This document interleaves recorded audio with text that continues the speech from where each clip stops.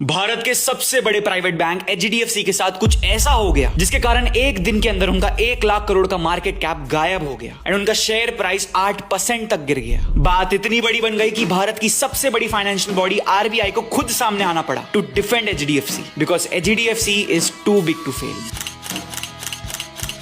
तो इस पूरे माजरे की शुरुआत हुई एचडीएफसी के दुबई एंड बहरीन ब्रांच से, जहां कस्टमर्स को एक स्कीम बेची गई सेफ इन्वेस्टमेंट बोल के एंड कस्टमर्स ने भी एचडीएफसी का नाम देख के इसे फिक्स डिपॉजिट समझकर इन्वेस्ट कर दिया बाय ट्रस्टिंग देम। बट ये फिक्स डिपॉजिट नहीं, 81 बॉन्ड्स जैसा एक हाई रिस्क इन्वेस्टमेंट था। एंड आपकी जानकारी के लिए मैं आपको बता दूं कि 81 बॉन्ड्स परपेचुअल बॉन्ड्स होते हैं, मतलब यहाँ इन्वेस्ट किया हुआ पैसा रिटर्न नहीं मिलता, सिर्फ इंटरेस्ट मिलता रहता है। बट वो भी कभी कभी मिस हो सकता है एंड कोई क्राइसिस आने पर पूरा पैसा डूब सकता है। एंड एग्जैक्टली ऐसा ही हुआ। ये वाले 81 बॉन्ड्स थे एक स्विट्जरलैंड के बैंक क्रेडिट स्विस के। 2023 में ये बैंक फाइनेंशियल क्राइसिस में आया और कोलैप्स हो गया एंड उस दौरान $20 बिलियन यानी 1.6 लाख करोड़ के 81 बॉन्ड्स को राइट ऑफ कर दिया गया। ये वन ऑफ द फर्स्ट चीज थी जो एचडीएफसी के चेयरमैन अतनु चक्रवर्ती को अनएथिकल लगी एंड यहाँ पे कुछ इंटरनल कॉन्फ्लिक्ट भी हो रहा था between chairman Chakraborty and MD Jagdishan. Basically MD Jagdishan को चाहिए था कि उनका टेन्योर इंक्रीज हो, but chairman Chakraborty was concerned about the performance review, जो कि एमडी जगदीशन की उन्हें सही नहीं लग रही थी क्योंकि उनका नाम लीलावती हॉस्पिटल में हुए कुछ 1500 करोड़ के मिसयूज में आ रहा था। ये कोई प्रूवन फ्रॉड नहीं था, but as you know banking में ट्रस्ट एंड इमेज ही सबसे इंपॉर्टेंट होती है, जो कि दोनों यहाँ पे डगमगा रही थी। अब फाइनली इन चीजों से बॉदरेंस ले लेके चेयरमैन चक्रवर्ती ने 18 मार्च 2026 को रेजिग्नेशन दे दिया एंड उस लेटर में कहा कि लास्ट 2 साल से जो इस बैंक में हो रहा है वो मेरे एथिक्स के खिलाफ है। और यही एक स्टेटमेंट एचडीएफसी पे एक बॉम्ब की तरह गिरा। मार्केट को रेड अलर्ट मिला, अनसर्टेनिटी क्रिएट हुई, पैनिक सेलिंग स्टार्ट हुई, 8% तक स्टॉक गिर गया। एक दिन में $16 बिलियन